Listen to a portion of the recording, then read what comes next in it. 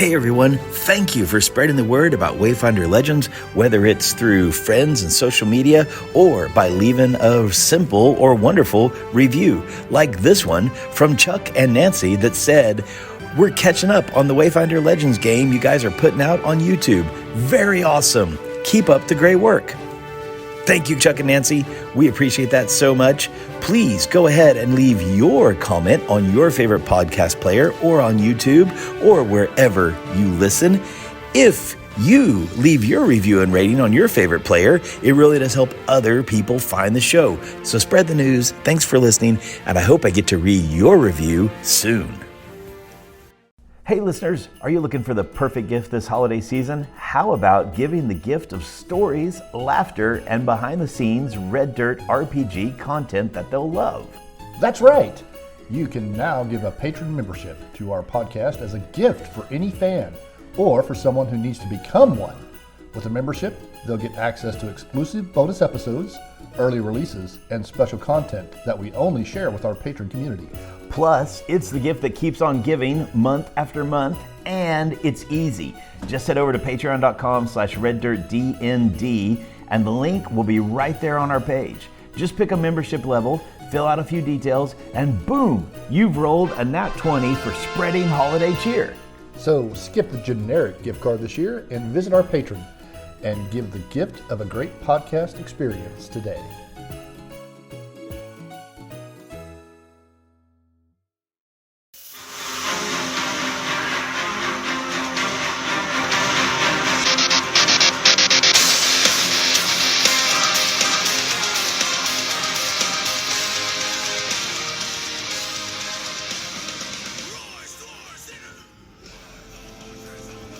Ready for another session.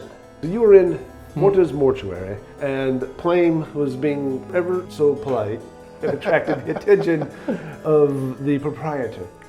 The door opens with a loud creak, and there's this deathly pale woman dressed entirely in black with long gloves and a veil over her face. It's like a mourning veil, like she's in mourning? Yeah, like in mourning, yes. And she kind of looks at you all, one hand kind of held out languidly, just, yes.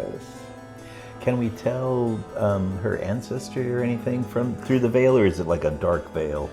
Well, you'd guess probably Chilaxian. It's hard to tell. So human, maybe? Yes. Hello. We have just come from the vase and the bookstore.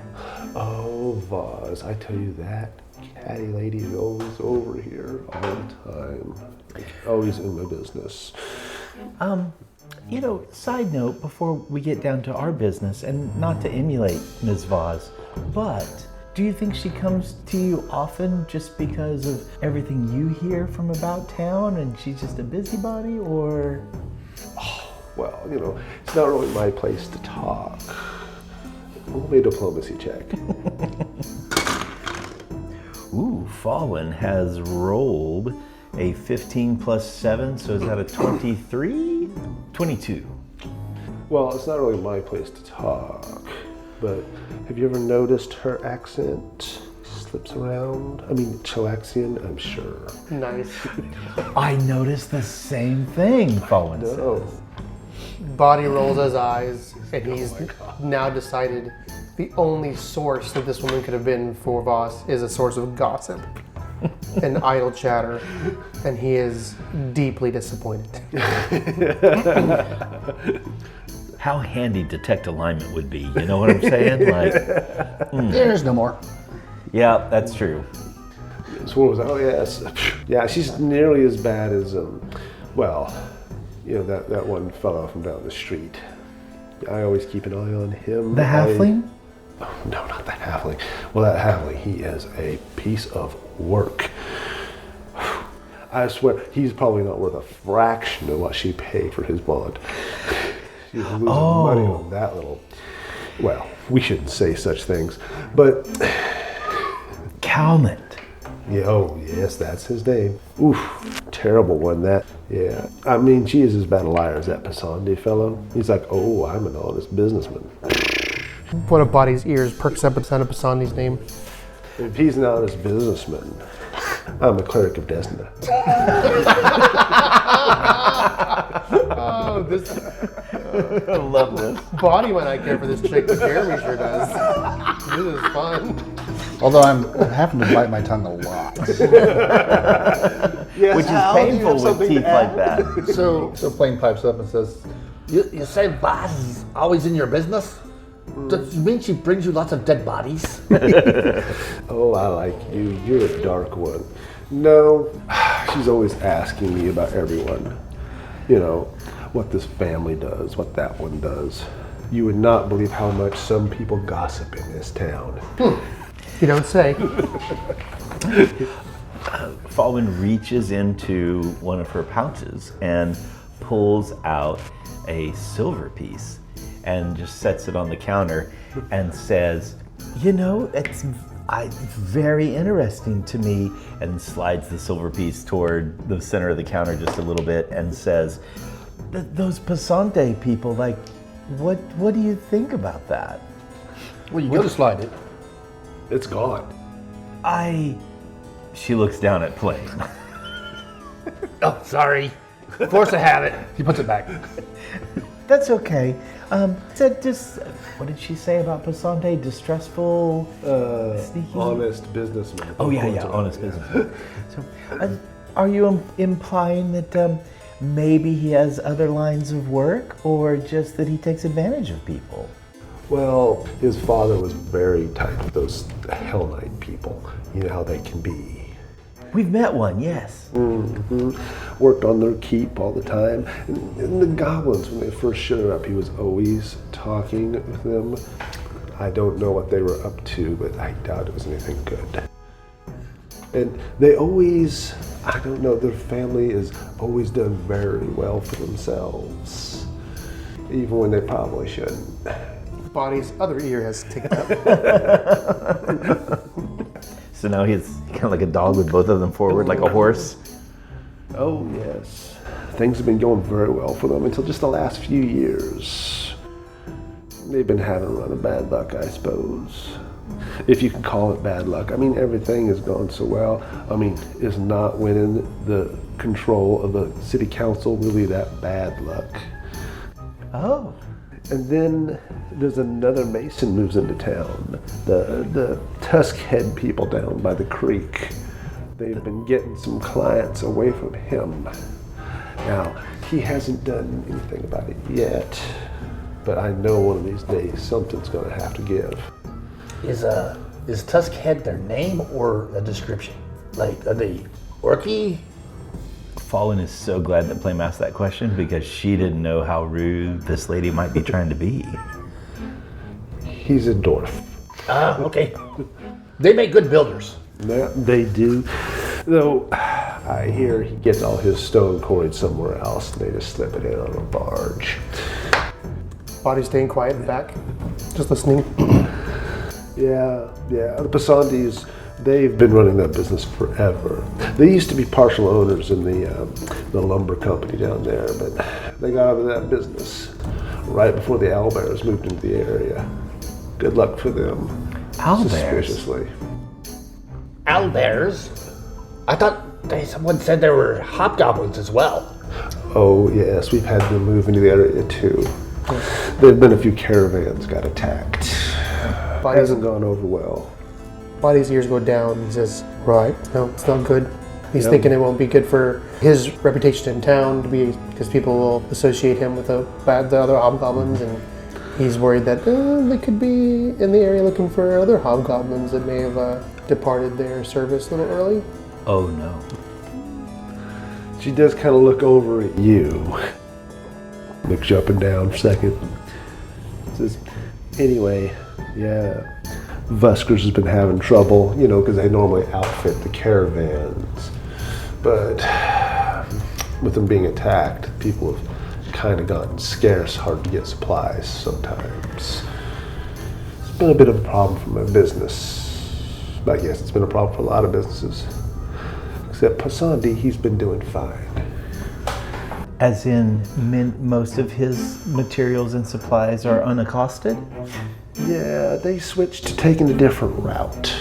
Just before the hobgoblins showed up. Oh, about a week or so before. So she said that her business suffering? Mm-hmm. You would think with owlbears, hobgoblins attacking caravans that your business would be better. Well, it helps a little, but I do need supplies to care for our departed loved ones properly. Really? Supplies? Like what kind of supplies? All kinds of things. Incense and holy symbols and unguents and oils to keep them from decaying too quickly. Every faith has their own thing. A lot of Kalins people in this area, and Shalins, and a couple other types. Plame will look at Fawin and say, That's weird. My people, we just toss them on the bonfire and call it a day. Yes, it's Inara's folks probably do the same. and then he winks at her. Oh, I see. Yes. She catches the wink.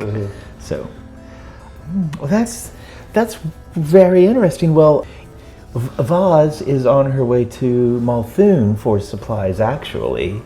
And is there anything you might need or request? Maybe we could get a message to her, jump ahead, and for her to bring anything back for you. I wouldn't want anything from Malthun. I can get enough from Dumas. It's not too far. We just gotta find a way around the hobgoblins. I mean, it's closer anyway. I didn't understand why she would want to go to Malthun either. Well, I mean, you know how the people of Dumas are. They're always all about money. No respect for the ritual of it all. I do like rituals. Speaking of rituals, have you ever heard of the divine empowering people in moments of need? Like out of nowhere, they just seem to be able to channel the divinity and help their colleagues or a loved one, even themselves? Well, you know how it is. There's always stories, like a cleric, or some kind of familiar spirit. Well, no. She glances at Mesmer. No, not like a familiar spirit or something, but and not a cleric either. Just kind of like a one-time shot, like just Pharasma or whomever just decides to bless someone with an ability to do something miraculous. She just kind of smiles knowingly. Religion's check here. Well, you know those gods. They're always interfering and then ignoring you. They're very flighty. Boddy nods and says, I couldn't agree more. Yes. Well, do you have any more questions? Because I am just stacked up back there. Wow. That was unintentional. Okay. No, I think I learned everything that I needed to know. Well, good, because we need to get back to work. Very good. Well, thank you very much for your time. Yeah, she sticks her arm out and goes, come on. It's one of the little statues of those birds. Yes? One of them hops over onto her hand. Whoa. Oh, boy. Creepy. Oh, my little pet. How you doing? Hi. We're hungry, aren't we? You notice it's turned and it's watching everybody as she walks into the back door. In the back room. And then the door just kind of closes on its own. Creepy. What kind of bird was it? It's like a blackbird, like a crow. Yeah. Underneath it has a mask on, yeah. Mm-hmm. So one of them was just in costume. Yeah. Very cool. That's Bale. Yeah, I think we all just kind of... Roll me a perception check there, Fawin. Okay. That's a 15 on the die. Plus 4 is a 19 for perception. Yeah. You realize that Mesmer had been sitting at the base of the little plinth that bird had been on the entire time. Just watching it. Just watching it. Mesmer, get over here. Come on, Mesmer. See, like licking his lips. Licking his, Follow where the bird went. licking his chops. Then you just kind of see his shoulders go, you know, and he hops up under his shoulder and flops down. Across like a stole, Yeah, right? across like a stole, yeah. Yeah, I'm ready. She's ready to go if you guys are ready. Right. Body's at the door already. Yeah. Where are you guys off to? As once we get outside, Fawin says, okay, so obviously I don't think she's involved in anything evil per se. I don't know if we are investigators or if it's even our purview as a Call of Heroes thing to do, but I'm worried about this Pasonde guy. I think he might be involved in some type of criminal activity. Yeah, I get the feeling he is using the goblins to ferry goods. Maybe from Gorund. Maybe they've got some pathway that these animals came through. Well, that'd be... Oh, you mean like he's found some economical, magical pathway to get things there quickly? Yeah. If he's found some magical way around all these obstructions, like the owlbears and the hobgoblins, maybe to force out competition, he's got the market corner now. And there are lots of stories of, goblins turning to mercenary work. If he has, in effect, hired them not to protect caravans, but to attack others. Right. It's not right. One way or another, he's got his goods coming and no one else's. And that can only be good for him. Yeah. And I think he's exploiting the goblins possibly too. Using them to ferry goods out of that castle. Probably not very happy about the Calumet stopping the goblins from getting their work done. I agree. Yes. Do we know, have we been the only heroes to go to the Citadel? Oh, Like, didn't you overhear Calmet say something about, oh yeah, I've supplied lots of people? Not Kelman. The halfling at Quarters and Yeah, Bits. Twiddleton. yes. Well, it sounds like this whole heroes call thing has been repetitive, sending people to the castle. I just wonder if, how successful they've been. Have they done the owlbear job? Did they go to the Citadel and then gone off to other things, or not come back? Well, when we were talking to the merchant, Yes? we sold him back something he said he had sold to an adventurer. Oh, The owlbear claw. the wolf claw. That's what he found up by the bugbear. Oh my goodness. Maybe all the things that we found weren't left over from the Hell Knights that they kept there for 20 years. Maybe those are things that unsuccessful adventurers that they left up there. We could be like, these could have belonged to people. Right? Could be some racket the whole town's in on. Send people up there to die, harvest the goods, and sell them over again. Is that what you're saying? I hadn't thought of that, Boddy, but that's actually a great bit of deductive reasoning. Right. Well, always expect the worst from people, and you'll never be disappointed. So, from a meta perspective, this thing could go a couple of different ways. We'd venture down into the Citadel, but then also come back and quote-unquote help to clean up the town. Yeah, we have a couple pathways now. Boddy really wants to go check out the Basandi brothers anyway. He's been suspicious of them with the goblins and stuff. So, yeah. But if we go there and call them out on whatever's going on, is it going to start a fight? Do they have hired muscle? Are we going to want to have an army Asandi there? is on the city council. He just doesn't run it. I was going to say, they feel like that is a beehive we do not want to kick right now. Yeah, we'd be careful. We need to make sure we get some more information before we go confront them. The DM will remind you that you did promise the goblins you would be back soon. Plus, Stagger isn't going to wait long. Heck, he could be gone right now. We don't even know. But Staggerm is, whenever we leave him alone, it could be the last time we see him. So as players, we don't want to open that up yet. No. Asandi are I mean, Boddy suspects that they are bad actors. That they're 100%. That they're definitely doing operations that are untoward, but they're definitely people of interest to Boddy. But he doesn't want to just barge in there and start slinging accusations. They're close with the Hell Knights. How could this possibly go wrong? Yeah. Oh, that's a good. We didn't ask Staggerm about the Pasantis, did we? No, they've talked about how they helped build the castle originally, but we didn't ask Stagger. We need to be careful about that. Could open up a can of worms. We did find out from the Dwarven Cleric that WG may stand for Wizard's Grace. Which is the name of a tavern. The first tavern that we went to. Yep, the one right down from City Hall. So as we leave the mortuary, hey Plame, Yes, do you think you could get us back into the bookstore again? I don't know that we locked it, but we can go check. Okay. Boddy, we have the 3 scrolls that we didn't give away. And I'd like to find a quiet place and not necessarily troubling Inara's rest where you and I could study them or look at them for a little bit. Right. Do you think if we go back to the bookstore, we might be able to just use her room to look at things there at her countertop or whatever? Yeah, that's a nice quiet place. It's a good idea. What do you do with the scrolls, though? Well, I think you can copy them into your book. If I understand correctly, you'll be able to copy them into your book and then it will remain for me to be able to use. But when I draw the magic from them, it's going to pull it off of the scroll. It's going to destroy it. Interesting. Is that how it works for you?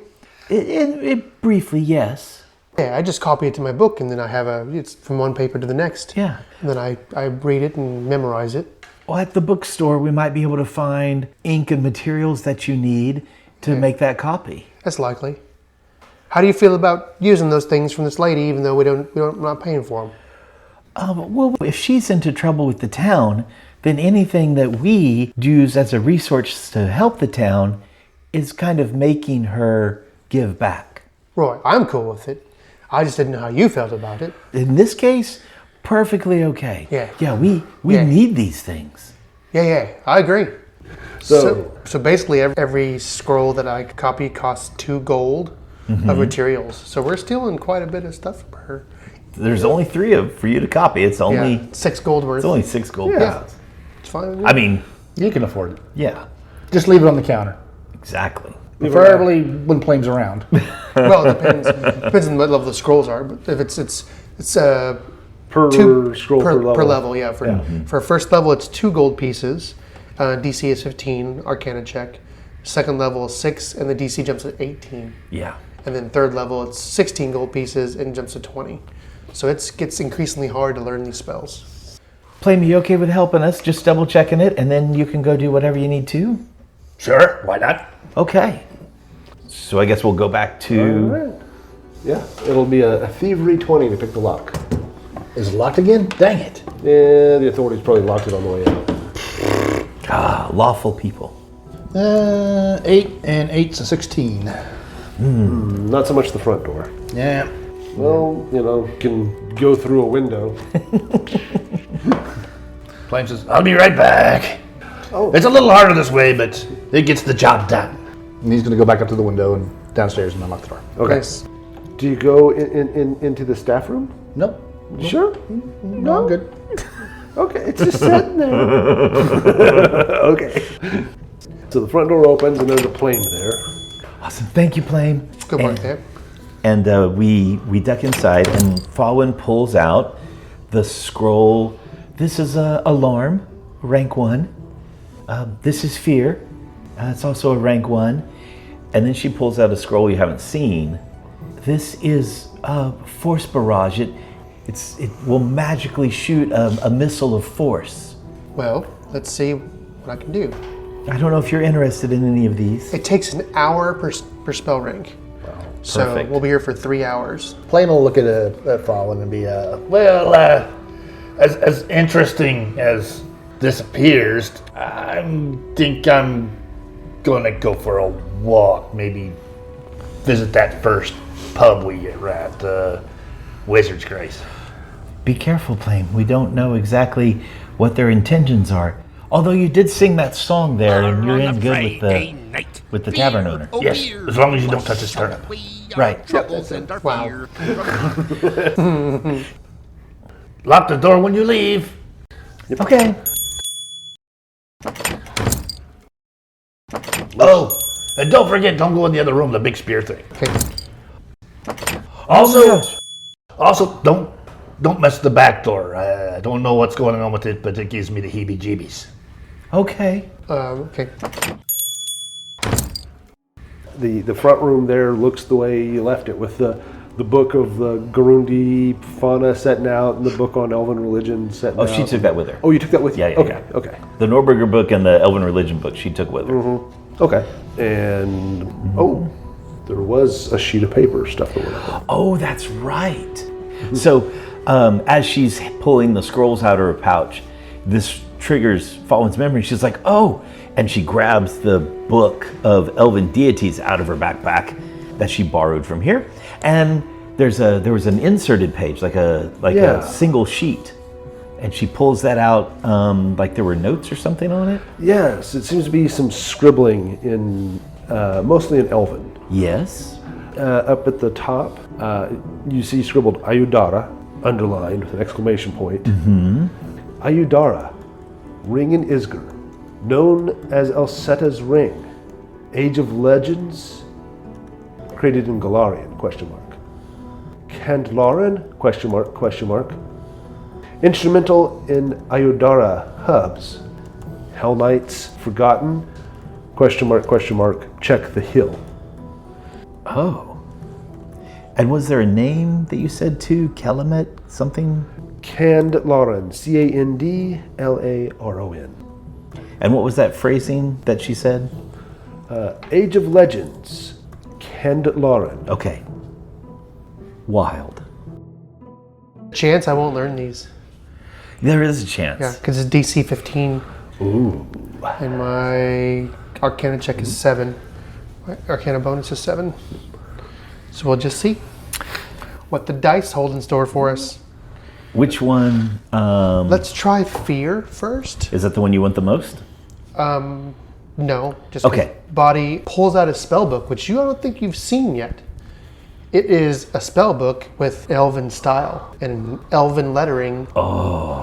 Did it belong to somebody else, or is it yours original? It belonged to someone else. Yeah. And it has like blood spattered on it, like stains that Boddy can't get out with prestidigitation.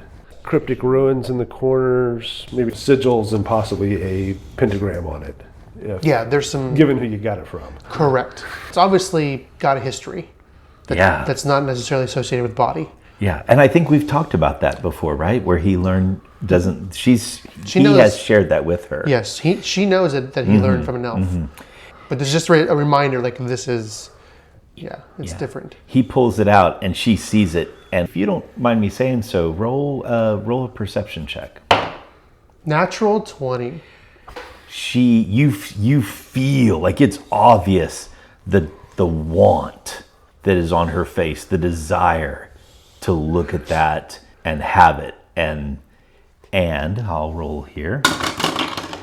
She gets an 18 on her will. She taps it down, but you notice it. It was very obvious, the covetedness that came across her face when she saw that. Yeah, well, when Boddy pulled it, he pulled it from behind his cloak, from his back. It's not something he wears on display. He's not showing off that he has this book, because it's a dead giveaway that he's not your average hobgoblin. So as he takes it out, he's looking at your eyes. So he sees you. He says, "This is my secret." And then she darts up, and you see her gain control of that covetousness that was on her face. It's safe with me, Boddy. I'll never say anything to people before you reveal it first. And he stares at her. He says, "This almost cost me my life, and it's caused my whole existence to change. So when I tell you this needs to remain my secret, except for amongst us, I'm serious. This is life and death." And she reaches up and strokes Mesmer just kind of subconsciously, and she says, I understand. Right.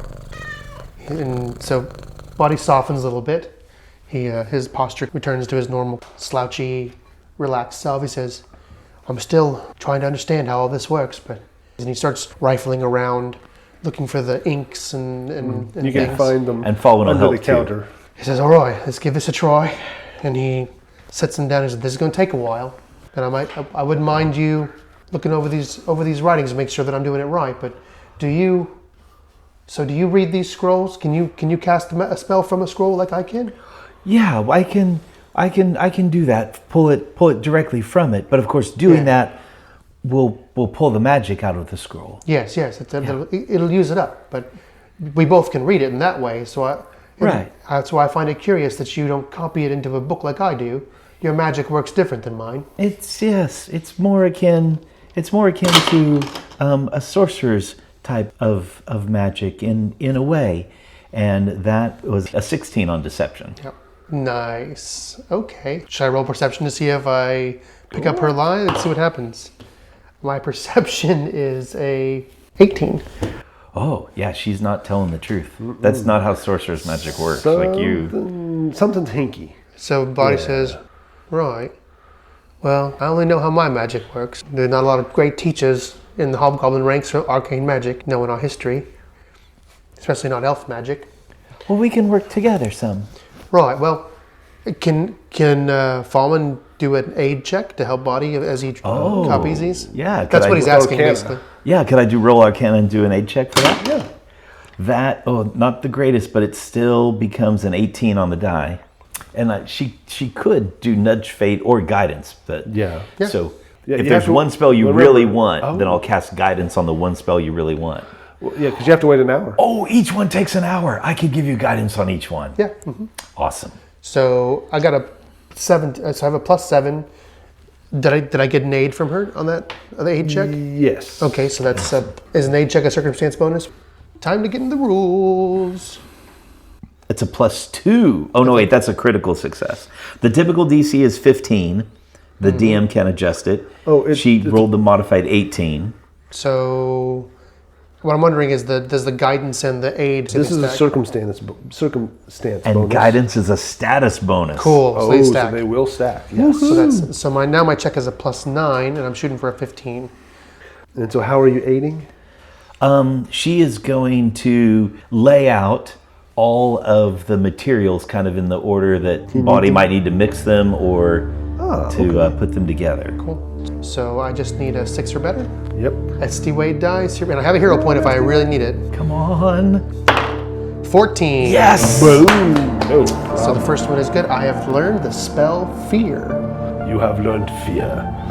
Boddy gets done with the copying Fear to his book. He says, "Right, that looks perfect." Like traces over the runes of this finger, and he hands it to her. And That's wonderful work, Boddy. Well, let's do all of yours, and then we'll do mine Okay. a little bit later. the next, Do you aid him on all three? I will, yeah. yeah. What's the next one? The next one is Force Barrage or Alarm. Let's do alarm. Okay.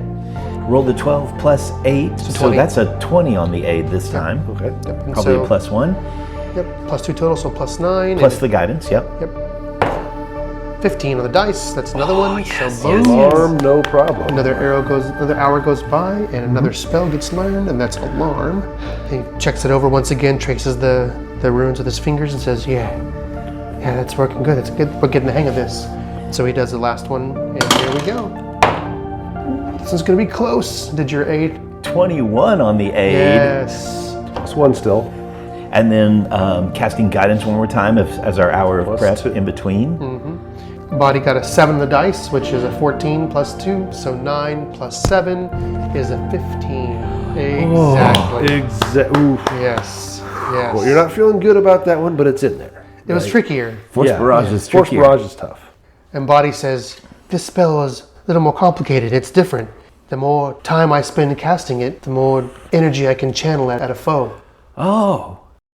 All right, so that means we successfully copied all 3 spells from my spellbook. Yeah. That's So fantastic. Boddy puts the scrolls back together and says, "All right, here they are for you. Oh, thank you, Boddy. Thank Now- you so much. How do you learn them, and how can I help you?" Well, just by watching you, I'll be able to draw the magic off of it. It'll be good. And Mesmer gives this really loud. Boddy looks at Mesmer, looks at you. That deception was a 21. "Oh, you're gonna get me." Yeah. Boddy says, "Well, all right, well, that's an interesting way the magic flows through you. Just, but it's much harder for me to do it." It's very difficult. Something that I need a lot of concentration and privacy to do. Well, thank you for helping me. I appreciate it. Yeah. So once you're done with them, we'll have the scrolls. We can use them in a pinch as well. And when I do it, it's going to draw the magic off of the scroll. It's going to destroy the scroll. That's why I wanted you to have a chance to do it first. It's almost as if I cast it, but But just now you said that you just have to watch me and that would do it. no, watching you helped me understand how the workings of it are puts together. Right. One of his eyebrows goes up and his ear kind of pokes up and he scratches his head. He's like, "All right, well, that's interesting. You know better than I do about this magic stuff." What a liar. And then She is. She's. As we're getting ready to leave, Boddy looks at all the materials that are left and he says, "Right, I guess she won't be needing these if she's not coming back from prison, right?" I agree. Floop. And There's probably about 15 gold worth of materials back here. it's cool. Nice. I will put that in my inventory. Fawin remembers the locked book case in the back room. Yes.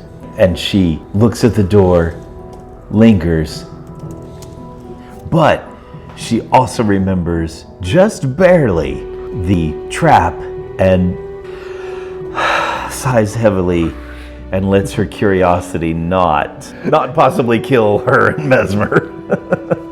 Oh, don't worry about that. Mesmer's going to be fine. You, however. So you guys gather up your things, and you head out, get yourself some supper. While everyone's busy speaking and eating and catching up.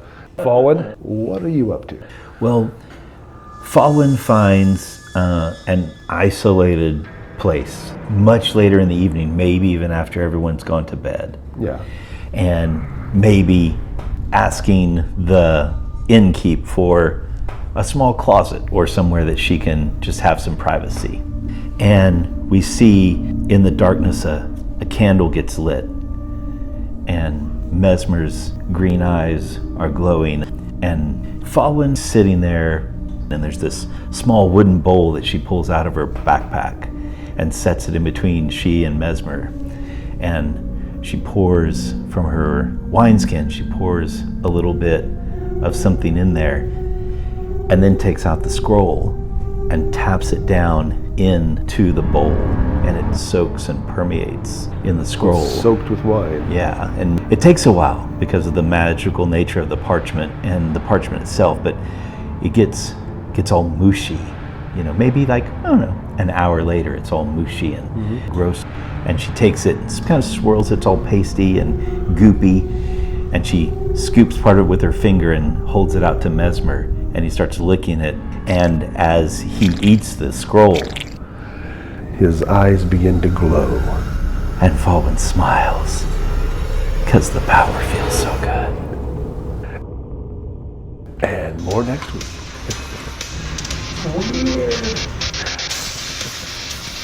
So Mesmer's just a normal cat.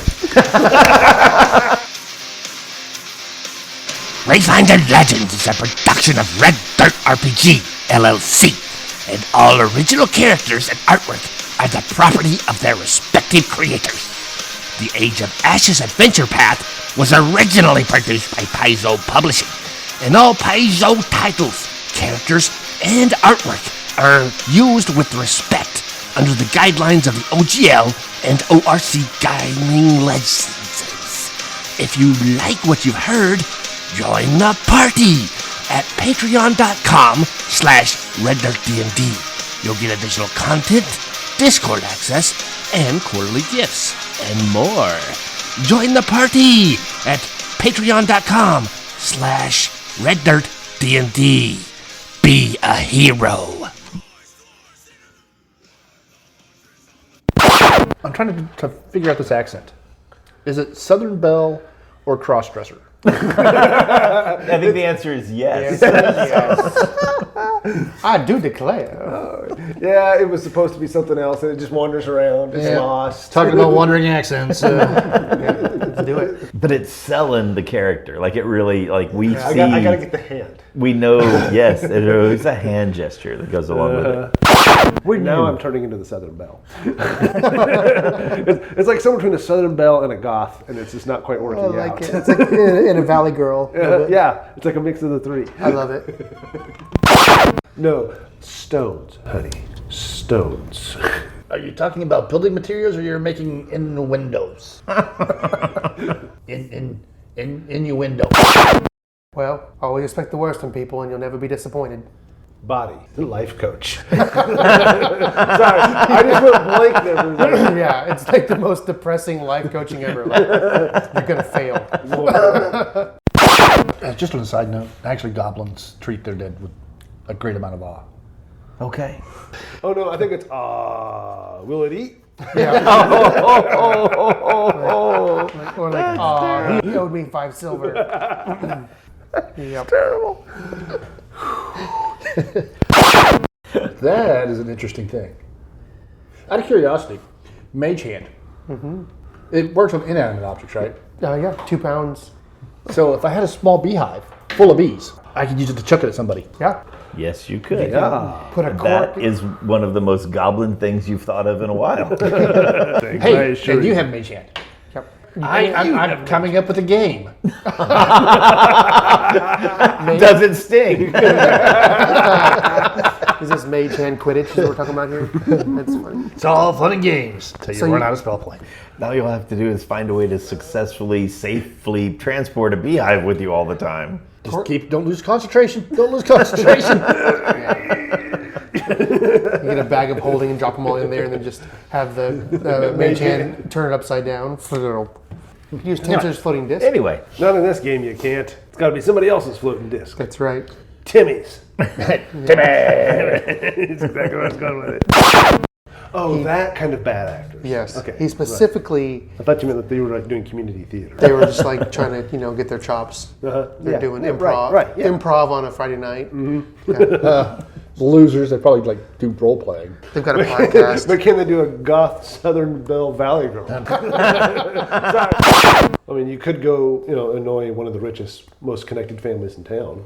How could that go wrong?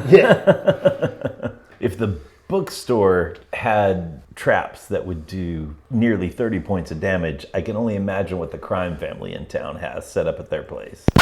Wizard's Grace is the very first tavern. Oh, yeah, that's right. The Caden's Keg is where we're having a home base at right now. Yeah. Which is pretty much like a temple as well. It's like a shrine. It actually has a shrine in one corner with a silver tankard and everything. There you go. Have the placard. Mm-hmm. You know about the placard, right? Oh, Caden Kaling. Yeah, apparently in his lore, innkeepers will put up a little placard because he doesn't have like rules, right? Per se, he just has little sayings, and they'll put it on there like, "Be excellent to one another." Kind of thing. Yeah. Visit that first pub we get at, the Wizard's Grace. With the tavern owner. Yes, as long as you don't touch his turnip. Right. Yep, that's him. That's the main reason Brook doesn't want to go back, is because we'll have the accent again. Nice. Just teasing. Bar on a Friday night. Beer, oh beer, you wash away our troubles and our fear from loggers.